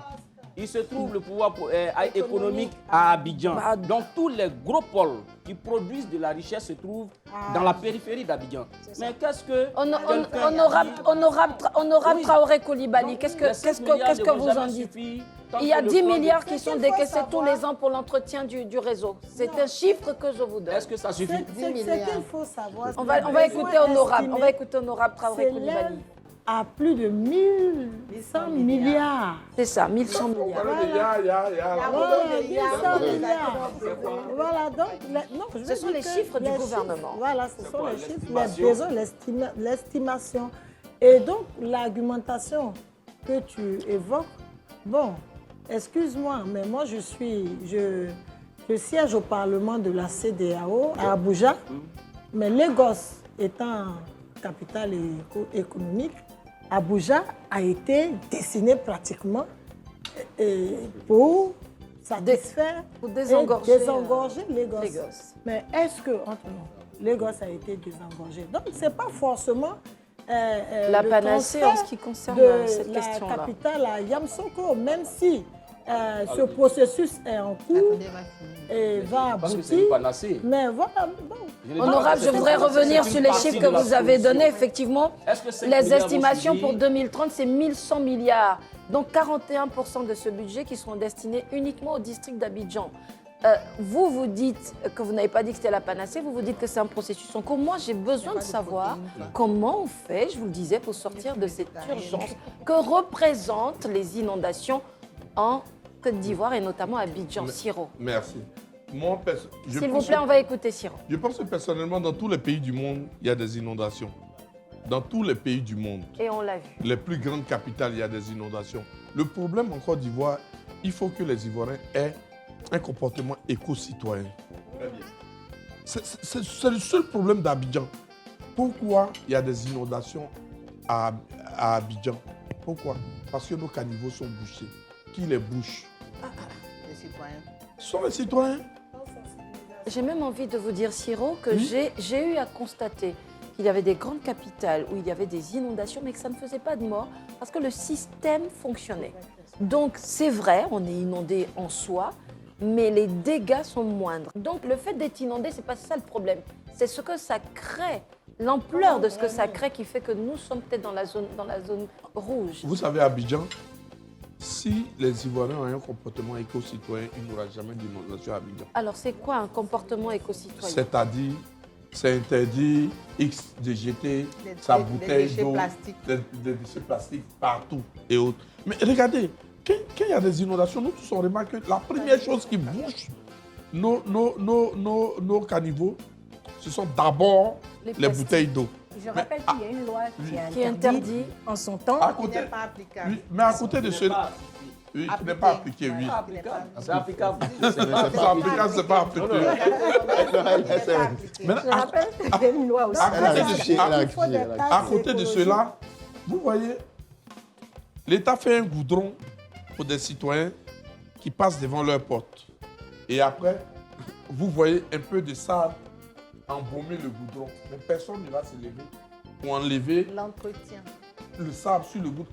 Mais c'est Alors, j'ai deux questions, Oui. Siro, et ce sont des questions pour vous tous, très rapidement. Quid de la responsabilité de l'importateur ou du fabricant de plastique en Côte d'Ivoire? Juste la première question. Parce que celui qui fabrique, est-ce que sa responsabilité sociétale ne lui impose pas de mettre en place un mécanisme de renvoi Ce n'est même ou pas alors lui. de tout simplement respecter la loi sur les plastiques? Ibrahim, il n'a aucune responsabilité. Il n'a pas de L'une des... C'est ce que je disais tout à l'heure. Responsabilité L'une sociétale. des La responsabilité premières sociétale n'est lois pas à son niveau. qui a été marquante et très marquée à coup de budget de communication colossal, c'était l'interdiction des sachets plastiques. Qu'est-ce que vous en pensez aujourd'hui de son application? Aucune. J'ai Ça a été, assisté justement à un est-ce plaidoyer que- sur ce n'est- ça. Alors, les acteurs ont trouvé que la loi n'était pas Allez-y. applicable en réalité. C'est pour ça Ok. que mon mot est sorti. En quoi elle n'est pas Pourquoi? applicable? Parce que Elle va oui. nous expliquer, docteur, Pourquoi? en quoi ce Parce n'est que pas applicable. alors c'était les bouteilles, ça revenait plus cher aux consommateurs si on prenait des bouteilles par exemple recyclées, comment elles Recyclées. s'appellent, biodégradables. Le prix aux consommateurs allait être trop élevé, donc il y a eu un plaidoyer justement pour réduire un peu. Donc on était à un cadre d'échange justement pour voir comment c'est pas qu'elle va disparaître, mais elle va revenir, mais en tenant compte de certaines réalités. Oui, Élisée. Vous voyez, je dis qu'on est dans un monde perfectible. Moi, aujourd'hui, je vais prendre une décision. Et puis, dans sa mise en œuvre, je me rends compte que ce n'est pas réaliste, ce n'est pas réalisable. C'est ça. Je n'ai aucune gêne. La responsabilité veut même que moi-même, je prenne mon courage à 2 mains et que je dise, voilà la loi que j'avais prise. Hein. Mais en réalité, aujourd'hui, dans les conditions dans lesquelles nous sommes, on ne peut pas l'appliquer. On donc la suspend. Le temps de mettre en place les mécaniques que nous permettons de l'appliquer comme il se doit. Ça, c'est ça qu'on appelle en réalité de la responsabilité. Élisée, alors, pourquoi Oui. le pouvoir public ne joint pas les parties prenantes et les différents acteurs à la mise en œuvre de la loi avant de la décréter? Ça me fait penser un petit peu à toutes les grèves qu'on voit parfois qui secouent certains pays. On se dit, mais pourquoi, suite à une loi, il y a des grèves, et pourquoi en amont, on ne discute pas avec les acteurs, et c'est ensuite après la grève qu'on discute? Ça s'applique un peu à ce cas. D'accord, non, c'est que sur cette base-là, excusez-moi, honorable, sur cette base-là, je vais dire que il y a 2 choses. Non, il y a 2 choses. Ils imposent. C'est pas systématique qu'il n'y a pas de discussion. Vous savez, nous sommes dans un système, je vais dire, de mutation et de remplacement. Moi, je peux m'asseoir à une table avec vous. Vous faites un peu de langue de bois, là, Non, je Élisée, vous explique. En ce instant précis, je peux être le responsable de ce syndicat. Je m'assois à la table avec vous, on fait des ateliers, on s'accorde sur quelque chose. Quand on paraphe, qu'on signe. Les syndicats, ce n'est pas éternel. Les responsables sociaux, là, ils changent. Demain, le gars, il change. D'autres responsables viennent. Ils vous disent que c'est vrai, on avait décidé ça à l'époque, mais aujourd'hui, nous, on a des réalités qui font que ça, c'est devenu caduque. Il faut qu'on le refasse. Donc, il pose la problématique. Toi, le temps que tu dises, j'organise les assises pour qu'on s'asseye et qu'on suive le processus, lui, il attend parce qu'il veut voir sa situation changer dans l'immédiat, il a une pression. Donc, il y a ça qu'il faut prendre en compte dans la chose. Donc, ça, c'est aussi important. Mais comme je le dis toujours, dans un État, surtout un État où il y a des hommes, on ne peut pas rompre le dialogue et les échanges. Ça, c'est déjà la première chose. Mais je vais terminer maintenant. Et puis, je vous laisse la parole. Je vais terminer dessus. La question du drainage et tout ça. Tout à l'heure, il a planté un très bon décor. Et ça, vraiment, je le félicite là-dessus. La question de l'attitude éco-citoyenne, moi, je l'ai toujours condamnée. Mais vous voyez, comme Siro, qui est en face de moi, et moi, on n'a pas le même vécu. On n'a pas eu la même éducation, on n'a pas été la même école, la même famille. C'est pourquoi, justement, on s'est dit à un moment donné, chacun venant d'ailleurs, ne pouvant pas imposer ce qu'il a l'habitude de faire, ou bien son vécu, on dit, bon, on va mettre une loi. Et puis, on met le régulateur qui est l'État, pour amener tout le monde à suivre cette loi. Moi, peut-être que dans mon enfance, là, à faire des caniveaux, ce n'est pas quelque chose qui était considéré chez nous. On fait tout ce qu'on a envie de faire. Toi, peut-être pour toi, là, ton caniveau, on ne s'amuse pas avec parce que tu sais que c'est important pour ta sécurité. Donc, tu vois que nous, il y a des oppositions. Maintenant, qui nous met, je vais dire qu'en ordre, nous deux, c'est la loi. Maintenant, qui doit faire respecter cette loi? C'est là maintenant que je dis, l'État, quelque part, a failli. Vous ne pouvez pas faire des promotions immobilières. Vous ne pouvez pas permettre à les gens de construire sans qu'il n'y ait les VRD, sans qu'il n'y ait des caniveaux. C'est-à-dire que allez voir toutes les villas de Djorobité, Ikapati là-bas, des bâtisses impressionnantes. Mais dans des quartiers sans caniveaux. Mais à quel moment... Et j'ai envie d'ajouter sans un seul arbre, parfois. Mais à quel moment, quand l'eau viendra, l'eau va comment? Je voulais te donner quelque chose. Non, je termine. C'est-à-dire que toute cette zone, parce que moi, vraiment, c'est mon quartier, je connais bien, mais toute cette zone de Djorobité, quand vous voyez vraiment des maisons de standing que vous ne pouvez même pas imaginer, vraiment avec des standings pas possible, mais il n'y a aucun caniveau. Comment ça a été possible qu'on ait construit sur des hectares et des hectares, des kilomètres même, disons, et à aucun moment, personne n'a observé que tout ce qu'on a fait, il n'y avait pas de caniveau. Bon, alors j'aimerais vous parler de la station. Qui connaît la station d'Anyama Yapokwa? Est-ce que vous en avez entendu parler? Je vais juste vous donner quelques chiffres pour vous montrer un petit peu, pour vous parler de cette station de traitement des boues de vidange qui a été inaugurée en 2025 en février. Elle est à Nyama. Elle traite les déchets, les eaux usées, qui proviennent des fosses septiques des ménages du nord d'Abidjan. Et rien que ça, eh bien, sa capacité, c'est 300 mètres cubes par jour. Il y a une aire de séchage de 3700 mètres carrés. Visionnez un petit peu. Un hangar de 350 mètres carrés et un bâtiment d'exploitation de 60 mètres carrés, ainsi que des voies de circulation. Je voulais juste vous évoquer cette infrastructure pour vous dire que des efforts sont faits. Le citoyen a sa part de responsabilité. Et n'oubliez pas, j'avais 2 questions. Quand on fait un ouvrage, une infrastructure comme une belle route comme celle qu'on en a depuis des années, et c'est vrai qu'on voit la poussière qui devient tas de sable, qui devient tas d'ordures sur le rebord, pendant que parfois la route est encore neuve, qui est responsable de son entretien? Le fonds d'entretien routier? L'agence de gestion des routes? La mairie? Le ministère? Qui? Pascal, tu as émis une préoccupation tout à l'heure qui concernait l'implication des acteurs du secteur qui fondent la loi relative à une préoccupation donnée. Mais je pense que la loi aussi ne se fait que sur la base des réalités et des habitudes. Donc tous ces acteurs sont forcément impliqués. Il y a des études. Avant de prendre une loi, il y a des études qui sont menées et tous les secteurs sont impliqués. Voilà, maintenant, quand on vote la loi et que nul n'est censé ignorer la loi, il faut bien qu'elle s'applique. D'abord, il faut l'acceptation même de l'organisation, la structuration qui est mise en place par l'État. Parce qu'il ne peut pas jouer la police derrière toi, moi, et tout ça. Et donc, c'est pour cela que je rejoins Siro en disant qu'il faut la sensibilisation, il faut l'implication du citoyen. Voilà, il faut l'implication. Et pour que quand ça ne marche pas, la sensibilisation, il faut peut-être mettre des taxes écologiques, il faut penser à ça. Actuellement, je sais qu'il y a des taxes qui existent au niveau des entreprises. Vous avez cité les entreprises qui importent les bouteilles. Qui importent ou qui en fabriquent. J'ai cru comprendre que nos convives ici disaient que ce n'est pas leur responsabilité. Maintenant, est-ce qu'il ne faut pas descendre à un niveau quand on a parlé que chaque citoyen se sente concerné ou bien il voit de l'intérêt? Madame le député Traoré Coulibaly, j'ai une question précise. Est-ce que vous pensez que tout importateur, auto-fabricant d'objets en plastique devrait mettre en place un système de responsabilité sociétale qui lui permettrait d'organiser soit le retour, soit le recyclage par la contrainte de la loi? Mais la loi dit que c'est interdit, donc on ne doit pas construire en fait. Ce n'est pas interdit. C'est interdit, mais Il y a eu un assouplissement à ce niveau-là parce que les acteurs se sont réunis. Voilà. Ça fait 15 ans que c'est en discussion, je le dis. Non, je me permets de le dire quand même, ça fait 14 ans que c'est en discussion. Mais ce que je veux dire, pour la sortie un peu, on va laisser donner au moins une idée de sortie, c'est que fabriquer, je vais dire être acteur dans la fabrication ou dans l'importation de tout ce qui est lié au sachet, ce n'est pas gérer l'après.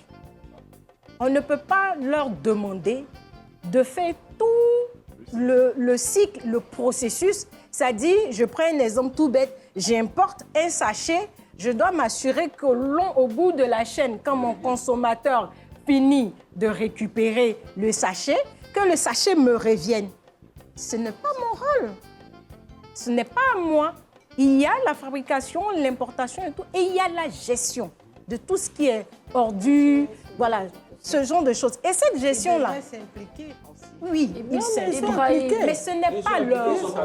Parce qu'ils payent des taxes, parce qu'ils payent tout pour pouvoir faire venir leurs produits et pour le commercialiser. Et parce que depuis 14 ans, l'État, qui avait déjà interdit, leur regarde faire leur boulot et avoir les retombées économiques de ce qu'ils mettent sur le prix. Et maintenant, c'est à l'État ou aux régulateurs ou aux instances de pouvoir gérer justement ce flux qui rentre dans le pays et de pouvoir créer justement les conditions pour tout ceci.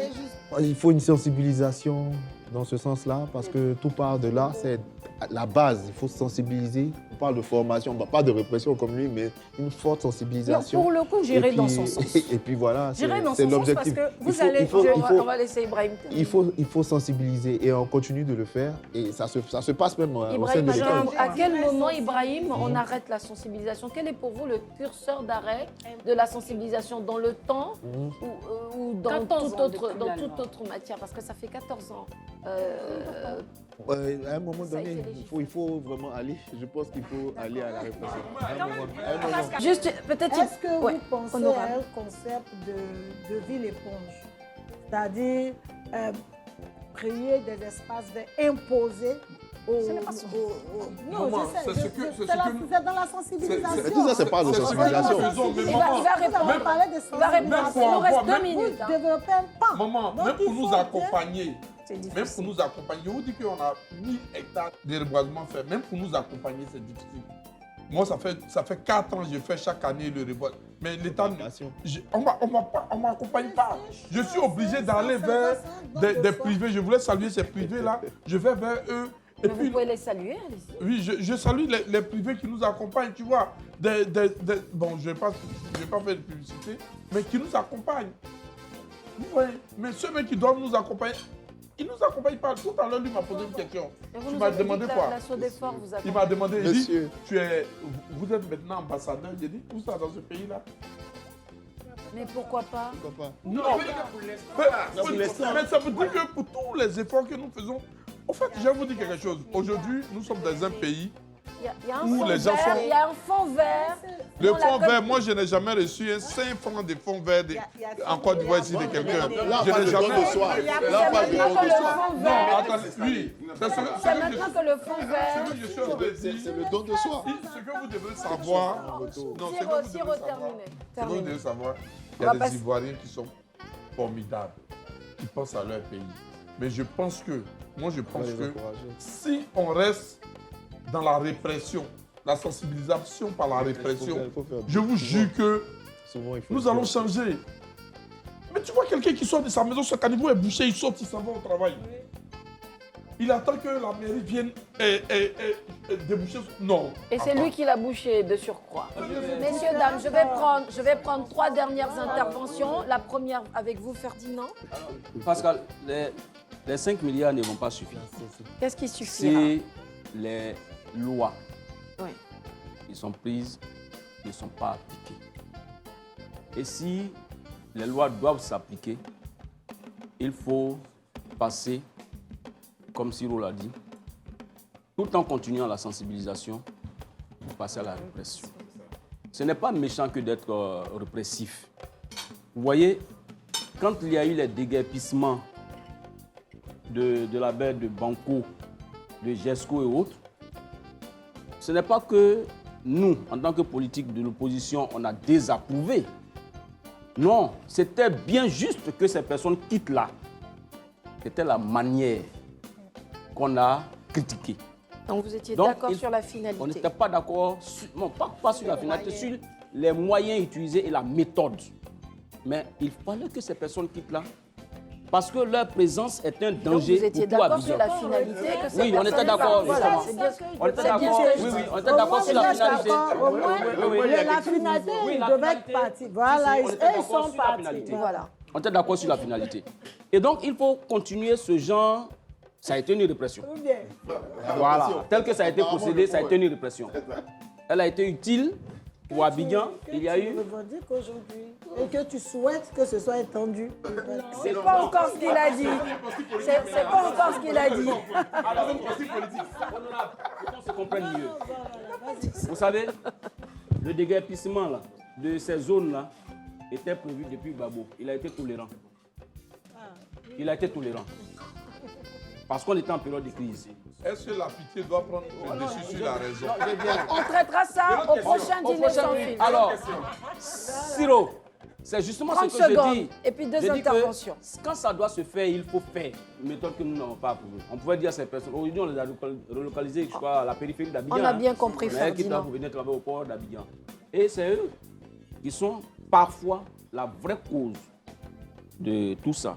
Donc tout le mouvement que le gouvernement a aujourd'hui est bon. Est bon. C'est bon de Mais- dire c'est bon.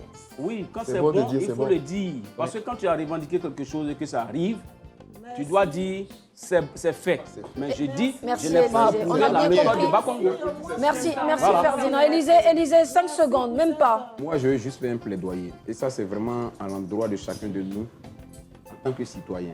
Parce que très souvent, c'est vrai dans nos propos, on est très regardant sur l'État. L'État, quand on dit l'État, on regarde les gouvernants. C'est vrai, ils ont des responsabilités, ça, on ne peut pas le dénier. C'est une réalité. Mais les gouvernants qui sont là, nous, on est des gouvernants de demain. Mais personne ne sait. Dis-toi, tu ne sais pas. Aujourd'hui, tu es là, demain, tu vas être gouvernant. Donc, c'est les gens qui étaient parmi nous là qui aujourd'hui sont devenus gouvernants. Donc, s'ils n'arrivent pas peut-être à appliquer un certain nombre de choses, nous, on va se poser la question, est-ce que nous-mêmes, citoyens, là, on fait les choses comme il se doit? Parce que c'est pas quand tu n'as pas l'habitude de faire, c'est pas comment tu vas faire. Hein. Tu as tout une dynamique. Donc, il faut aujourd'hui quand même qu'il y ait une prise de conscience générale de nous tous, quoi. Qu'on comprenne que avant qu'on ne regarde le sommet, là, regardons déjà même à nos pieds. Qu'est-ce qu'on fait pour que les choses s'améliorent, pour nous-mêmes d'abord, à notre niveau là, avant même qu'on puisse impacter de façon générale. Moi, je pense que c'est important quand même de le dire. Aujourd'hui, Merci. c'est indéniable que... Merci, Élisée. Ah, d'accord, ok. Non, mais terminé. Je termine, C'est ok. indéniable que... Ah, voilà, c'est indéniable que les pouvoirs publics ont une responsabilité. Ça, personne ne peut le nier et ils savent qu'ils sont devant leurs responsabilités. Et votre... finir avec une phrase. Et vous avez 2 secondes. On ne balaie pas l'escalier en partant du bas. Parce que C'est très bien dit. C'est beau le plaidoyer qui dit qu'il faut que chaque citoyen fasse les choses au niveau de sa porte. Mais je peux vous dire que les zones qui pour nous ont été la plupart touchées par ces inondations en dehors de la périphérie d'Abidjan, c'est surtout les quartiers qu'on appelle quartiers UP, comme la rue Ministre et autres. Et les personnes qui bâtissent ces demeures incroyables et impressionnantes sont les mêmes personnes qui sont au sommet de l'État et qui se moquent de toute législation ou légifération sur la façon dont ils doivent porter ou mettre un bien sur un espace. Bien sûr, on Qu'ils peut nuancer. Merci Charlène. Merci Élisée. Non, elle donne de l'eau à mon moulin. Absolument. Non, qu'est-ce que C'est j'ai dit tout à fini. l'heure? Non, tout à l'heure, j'ai dit quoi? Non, c'est vrai. Tout à l'heure, j'ai dit quoi? J'ai dit que les responsables que vous voyez aujourd'hui, ceux que vous appelez État et autres, là, gouvernants, là, c'est des gens qui étaient hier avec toi. Donc, c'est Très parce qu'ils bien. n'ont pas fait ça aujourd'hui. Alors on est d'accord sur nos désaccords. C'est bien là l'un des intérêts de ce dîner sans filtre. Merci à tous. On va nuancer tous ces propos à l'aune de vos propres observations. Mesdames et messieurs, notre dîner s'achève. Merci à nos invités pour leur franchise, leur hauteur de vue, leur courage. Merci Siro. Merci, Martine. Ce dîner en un mot, Non, c'était très enrichissant. c'est fini. C'est fini. Merci beaucoup Charlène. Merci. Merci d'être venu. En un mot ce dîner. Eski. Ibrahim, merci encore à vous. Bon Sympathique. enfant. Merci Super. beaucoup. Cher Adjaratou, Merci à toute l'équipe de Live TV pour votre professionnalisme. Je pense que c'est la première fois d'ailleurs que je prends connaissance de cette émission. Mais j'ai été très ravie du débat, des échanges. et revenez quand vous voulez, honorable cher Adjaratou. Élisée, merci beaucoup. Merci, Pascal. En un mot ce dîner. Agréable. Docteur, cher Mariam, Merci beaucoup. Je retiens sensibilisation. Ferdinand, merci Oui. d'être venu. Merci Pascal, j'ai bien mangé. On m'a dit que c'était un dîner, donc je suppose que j'ai fait un dîner. Et je vais être invité la prochaine fois encore pour bien manger. La table se vide, mais pas les esprits. Ça a été un véritable plaisir. J'espère que vous l'avez ressenti chez vous et que ces débats vous ont apporté quelque chose. Je vous retrouve à la prochaine édition du prochain Dîner sans filtre. Portez-vous bien et restez sur Live TV.